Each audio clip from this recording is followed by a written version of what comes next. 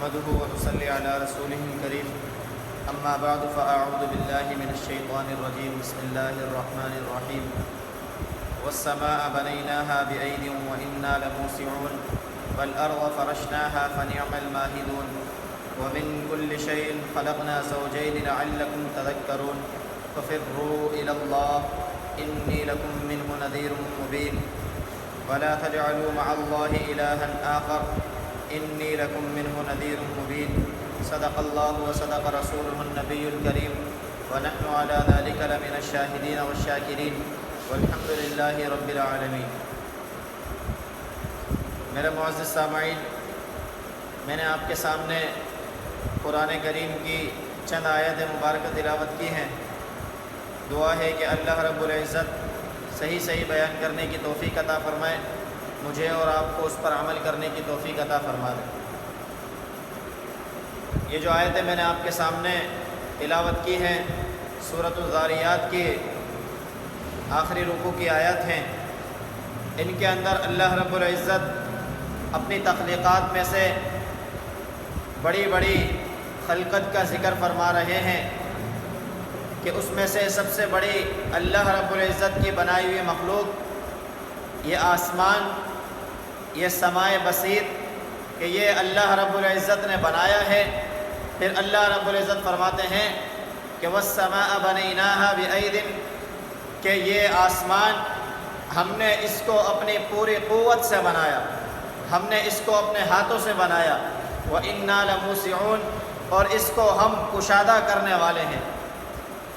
کیا مطلب کہ اللہ رب العزت نے یہ آسمان بنایا، بنانے کے بعد اللہ رب العزت اس کو اتنی وسعت دیتے چلے جا رہے ہیں کہ آج تک اس کے اندر غور و خوض کرنے والے سائنسدان اور فکر مند لوگ آج تک لگے ہوئے ہیں کہ کوئی بھی اس کے اندر پوری طرح سے غور و فکر کر لینے کے بعد اس کے احاطے کو بتا نہیں سکا کہ یہ سارا کا سارا آسمان، اس کا محور کتنا ہے، اس کا رقبہ کتنا ہے، کوئی بھی آج تک نہیں بتا سکا۔ اور کوئی یہ نہ بتا سکا کہ اس کے اندر اللہ رب العزت نے کیا چیز بنانے کے لیے استعمال کی اور اللہ رب العزت نے اس کے اندر کیا کیا راز چھپا کر رکھے ہیں۔ بلکہ اللہ رب العزت کا یہ قول کہ وَالسَّمَاءَ بَنَيْنَاهَا بِأَيْدٍ کہ ہم نے اس کو اپنی پوری قوت کے ساتھ بنایا ہے، وَإِنَّا لَمُوسِعُونَ اور ہم اس کو وسعت دیتے چلے جا رہے ہیں۔ آج سائنسدان دیکھ لیں کہ آج تک آسمان کی طرف جاتے ہیں، کبھی کوئی چاند پر پہنچ رہا ہے، کبھی کوئی اور کسی اور مخلوق میں پہنچ جاتا ہے، لیکن سارے کے سارے راز اور ساری کی ساری اس کی معلومات اکٹھی کر کر کوئی بھی نہیں لا سکا۔ یہ اللہ رب العزت نے کس لیے بنایا، اللہ رب العزت کا اس کو بنانے سے کیا مقصد ہے۔ پھر اس کے بعد اللہ رب العزت نے زمین کے بارے میں بتایا کہ وَالْأَرْضَ فَرَشْنَاهَا کہ یہ زمین ساری کی ساری اس کو ہم نے بچھا دیا ہے۔ کس کے لیے بچھایا؟ انسانیت کے لیے، اللہ رب العزت کی مخلوقات کے لیے اس کو بچھونا بنا دیا۔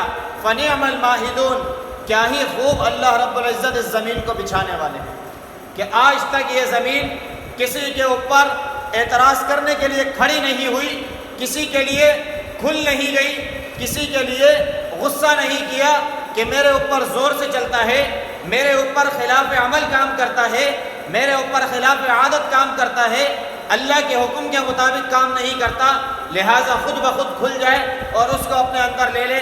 اس زمین نے کبھی اللہ رب العزت کی مخالفت نہیں کی۔ فَنِعْمَ الْمَاهِدُونَ تو اللہ فرماتے ہیں کہ دیکھو کیا ہی خوب ہم اس زمین کو بچھانے والے ہیں۔ پھر اس کے بعد اللہ رب العزت فرماتے ہیں کہ تمام کی تمام چیزوں کو دیکھو، وَمِن كُلِّ شَيْءٍ خَلَقْنَا زَوْجَيْنِ کہ ہر چیز کو تم دیکھ لو، زمین میں ہو، آسمان میں ہو، تمام کی تمام کائنات کے اندر ہو، اللہ رب العزت نے اس کو جوڑے جوڑے بنایا۔ یہ زمین اور آسمان جوڑے جوڑا ہے، دن اور رات یہ جوڑا بنایا، چاند اور سورج جوڑا بنایا، رات اور دن جوڑا بنایا، مرد اور عورت جوڑا بنایا۔ اللہ نے ہر چیز کا جوڑا بنایا، چاہے وہ چھوٹی چیز ہو چاہے بڑی چیز ہو، اللہ نے ہر ایک کا جوڑا جوڑا بنایا ہے۔ یہ اللہ رب العزت کی تخلیق کے عظیم شاہکار ہیں کہ یہ انسانیت آج بھی اس کے بارے میں لوگ دریافت کر رہے ہیں، آج بھی بیماریوں کے علاج دریافت کیے جا رہے ہیں کہ معلوم نہیں ہوتا کہ یہ بیماری کہاں سے آئی ہے، یہ انسانیت کو اللہ رب العزت نے یہ نعمت کیسے بنا کر دی ہے۔ آج بھی انسانیت کے اندر غور و فکر کیا جا رہا ہے، آج بھی مخلوقات کے اندر غور و فکر کیا جا رہا ہے۔ یہ اللہ رب العزت کے تخلیق کے عظیم شاہکار ہیں کہ آسمان کے اندر غور و خوض کر رہے ہیں لوگ، لیکن آج تک انتہا کو نہ پہنچے۔ زمین کے اندر فکر کرنے والے فکر کر رہے ہیں لیکن انتہا کو نہ پہنچ سکے۔ آج انسانیت کے اندر، مخلوقات کے اندر، حیوانات کے اندر سارے کے سارے سائنسدان، سارے کے سارے سائنٹسٹ غور و فکر کرنے میں لگے ہوئے ہیں لیکن اس کی انتہا کو نہیں پہنچ سکے۔ معلوم ہوا کہ یہ اللہ رب العزت کی وہ تخلیق ہیں کہ اس کی انتہا ہونے والی نہیں ہے۔ آج تک انسانیت پیدا ہو رہی ہے، پہلے انسان کا تو پتہ ہے، آخر انسان کا کسی کو نہیں پتہ۔ یہ اللہ رب العزت کی وہ تخلیق ہے کہ جاری اور ساری ہے۔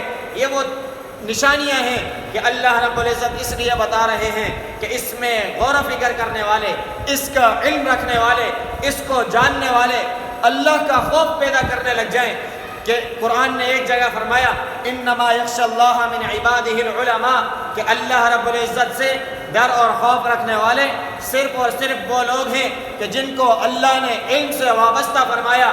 یہاں علم سے مراد علم تشریعی نہیں ہے بلکہ علم سے مراد پوری انسانیت، پورے عالم، پورے کائنات کے اندر، چاہے جغرافیہ والے ہوں، چاہے سائنسدان ہوں، چاہے انسان کے اندر محنت کرنے والے، غور و فکر کرنے والے ہوں، چاہے فلکیات والے ہوں، چاہے موسمیات والے ہوں، کوئی بھی علم رکھنے والے ہوں، وہ اللہ رب العزت کی ان تمام کے تمام مخلوقات میں غور و فکر کریں اور دیکھیں کہ اللہ نے کیسے ان کو بنایا، کتنی عظیم ذات ہوگی، کتنی بلند اور برتر ذات ہوگی، کیا ہی خوب علم رکھنے والی ذات ہوگی۔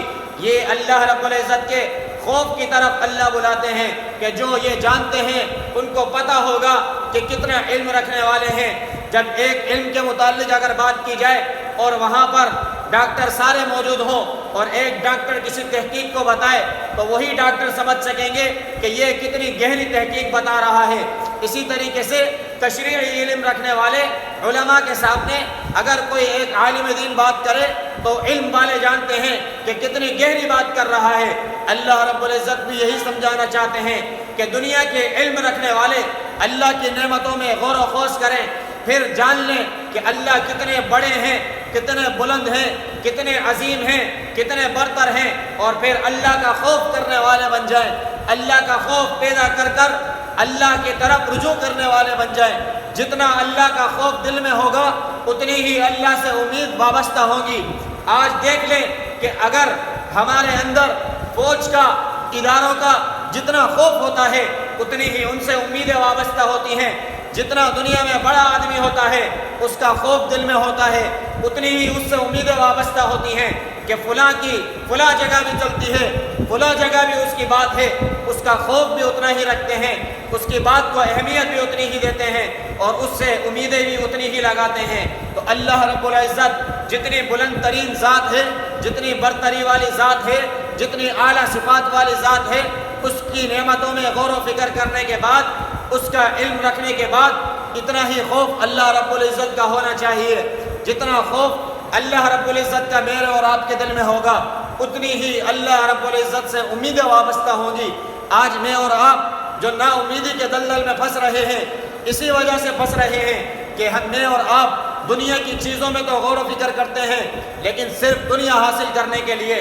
اگر یہی دنیا کی چیزیں اس نظر سے ان کو دیکھنا شروع کر دیں کہ اللہ نے کیسے بنایا، کس کے لیے بنایا، کس کی خدمت کے لیے بنایا، کس طریقے سے ان کو وجود دیا، پھر اللہ رب العزت کی ان نعمتوں میں غور و فکر کرنے کے بعد ماشاء اللہ، سبحان اللہ ایسے کلمات جب زبان سے نکلیں تو اللہ رب العزت کی نعمتوں کی قدردانی اس دل میں آئے گی اور اللہ کا خوف بھی دل میں پیدا ہوتا چلا جائے گا اور پھر اللہ سے امیدیں بھی وابستہ ہوتی چلی جائیں گی اور پھر میرے اور آپ کی زندگی آسانی کی طرف منتقل ہو جائے گی۔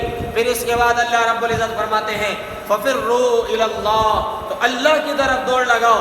اللہ کو چھوڑ کر کہاں جاتے ہو؟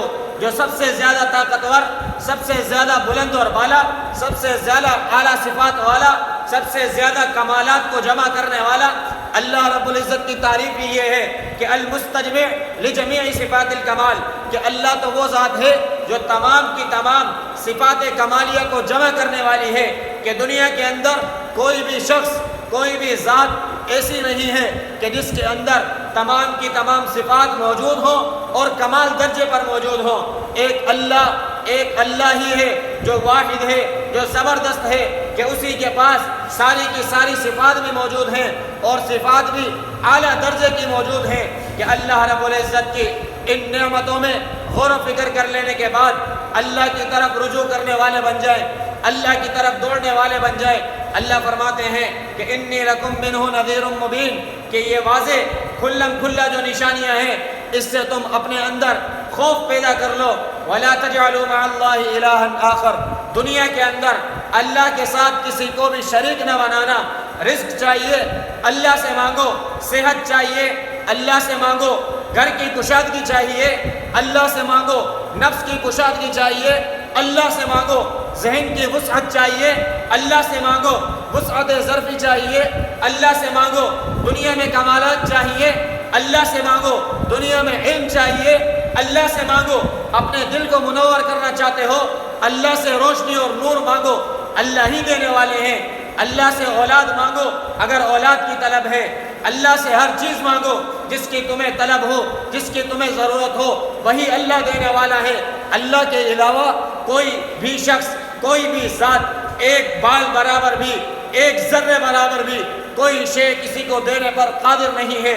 اللہ فرماتے ہیں کہ میرے ساتھ کسی بھی نعمت میں کسی کو شریک نہ بنانا۔ ایاک نعبد و ایاک نستعین، ہر نماز میں ہم کیا کہہ رہے ہیں؟ اے اللہ ہم تیری ہی عبادت کرتے ہیں، تجھ ہی سے مدد مانگتے ہیں، لیکن جب ہم پریشانی میں مبتلا ہوتے ہیں تو کبھی ادھر جاتے ہیں، کبھی ادھر جاتے ہیں، کبھی کسی کے در پر پہنچ جاتے ہیں، کبھی کسی کا دروازہ کھٹکھٹاتے ہیں، کبھی وہ فلاں منصب والے کے پاس پہنچ جاتے ہیں، جبکہ سارے منصبوں کو جمع کرنے والی ذات اللہ رب العزت کی ذات ہے، جو جب چاہے، جس کو چاہے، جس طرح چاہے نوازنے پر قدرت رکھنے والی ذات ہے۔ تو اللہ فرماتے ہیں وَلَا تَجْعَلُوا مَعَ اللَّهِ إِلَٰهًا آخَرَ، اللہ کے ساتھ کسی کو شریک نہ بناؤ۔ انی لکم منہ نذیر مبین، اللہ فرماتے ہیں یہ واضح نشانیاں ہیں، ان سے چاہیے کہ ڈرنے والے ڈریں، اللہ کا خوف اپنے اندر پیدا کریں، کہ جب کسی اور کے در پر جاتے ہیں تو اللہ کو کتنا ناراض کرتے ہیں۔ اللہ وہ بادشاہ نہیں ہے کہ جو کسی اور سے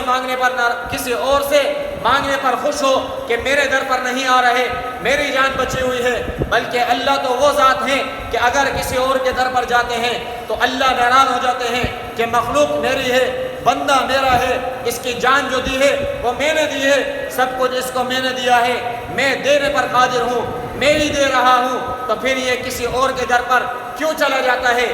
اللہ فرماتے ہیں وَلَا تَجْعَلُوا مَعَ اللَّهِ إِلَٰهًا آخَرَ، اللہ کے ساتھ کسی کو شریک نہ بناؤ۔ انی لکم منہ نذیر مبین، پھر میں واضح ڈرانے والا ہوں۔ اللہ نے دنیا اس قرآن کے اندر دوزخ کو بھی بیان فرمایا، حشر کو بھی بیان فرمایا، پل صراط کو بھی بیان فرمایا کہ اللہ کا خوف رکھنے والے اللہ کی طرف رجوع کرنے والے بن جائیں، اللہ سے امیدیں وابستہ کر لیں۔ میں اور آپ آج دنیا کے اندر جو پریشان پھر رہے ہیں اس کی وجہ یہی ہے کہ میں اور آپ اللہ کا خوف اپنے دلوں کے اندر سے کم کرتے چلے جا رہے ہیں، اللہ سے امیدیں وابستہ نہیں کرتے، دنیا سے امیدیں لگاتے چلے جا رہے ہیں۔ یہ دنیا آج تک کسی کی امیدوں پر پوری نہیں اتری، نہ ہی اس دنیا کے اندر ہر کوئی اپنی پوری کی پوری خواہشات پوری کر کر اس دنیا سے گیا ہے، بلکہ جو بھی اس دنیا سے گیا ہے حسرتیں لے کر گیا ہے، امیدیں لے کر گیا ہے، لیکن تمام امیدیں پوری نہیں ہوتی۔ اللہ کی ذات وہ خالق کائنات، وہ زبردست اللہ، وہ فرماتا ہے جب میں مجھ سے تم مانگتے ہو تو میں تمہاری حیثیت کے مطابق، میں تمہاری چاہت کے مطابق، میں تمہاری ضرورت کے مطابق جس چیز کی تمہیں ضرورت ہوتی ہے، اگر دنیا میں ضرورت ہے تو میں فوری عطا فرما دیتا ہوں، اگر فوری ضرورت نہیں ہوتی کچھ وقت بعد میں تمہیں دے دیتا ہوں، اگر اس دنیا میں تمہیں اس چیز کی ضرورت ہی نہیں ہے تو میں ذخیرہ بنا کر کل قیامت کے دن حشر کے میدان میں تمہارے اعمال نامے کو وزنی کر کے تمہیں وہ چیز عطا فرما دوں گا، لیکن تمہاری دعا کو، تمہارے مانگنے کو خالی رد نہیں کروں گا۔ یہ وہ بادشاہ ہے جو سب کو سب کچھ دینے والا ہے۔ آج میں اور آپ یہ التجائیں کر رہے ہیں، یہ تمنائیں کر رہے ہیں کہ دعائیں قبول نہیں ہوتی، تو یاد رکھیں کہ کوئی دعا ایسی نہیں ہے کہ جو قبول نہ ہوتی ہو۔ احادیث میں یہ 3 طبقات بتائے، اگر فوری ضرورت ہے تو اللہ فوری عطا فرما دیتے ہیں، اگر کچھ وقت بعد ضرورت ہے تو اللہ کچھ وقت بعد دے دیتے ہیں، اگر اس دنیا میں اس چیز کی ضرورت ہی نہیں، بلا ضرورت اب طلب کر رہے ہوتے ہیں تو اللہ آخرت کے لیے ذخیرہ فرما دیتے ہیں، لیکن دعا ضرور قبول کرتے ہیں۔ آج میں اور آپ اللہ سے اگر امیدیں لگا لیں، اللہ کا خوف اپنے اندر پیدا کر لیں، تو آج بھی ہماری دنیا خوش اور خرم والی ہو سکتی ہے، آسانیوں والی ہو سکتی ہے، راحتوں والی ہو سکتی ہے، تکلیفوں سے میں اور آپ بچ سکتے ہیں، لیکن اگر ہم اللہ سے لو نہ لگائیں، اللہ کی طرف رجوع نہ کریں، تو جس طریقے سے آج دنیا کے اندر ہم پریشانیوں میں مبتلا ہیں، تکالیفوں میں مبتلا ہیں، آزمائشوں میں مبتلا ہیں، تو یہ آزمائشیں، یہ تکلیفیں، یہ مصیبتیں میرے اور آپ کی کبھی دور ہونے والی نہیں ہیں، کیونکہ وہ ذات جو ان سب کو دور کرنے والی ہے اس سے میں اور آپ تعلق کمزور کر بیٹھے ہیں۔ تو میرے بھائیو، دوستو، بزرگوں، اللہ کا خوف اختیار کریں، اللہ سے امیدیں لگائیں، تاکہ میرے اور آپ کی دنیا بھی آسان ہو جائے اور آخرت بھی کامیاب ہو جائے۔ دعا ہے کہ اللہ رب العزت خود مجھے بھی اللہ کی قدرت کے اندر غور و فکر کرنے کی توفیق عطا فرما دے، آپ تمام میں سے ہر ایک کو بھی توفیق عطا فرمائے۔ وآخر دعوانا ان الحمد للہ رب العالمین۔ الحمد للہ رب العالمین والعاقبۃ للمتقین والصلاۃ والسلام علی سید الانبیاء والمرسلین۔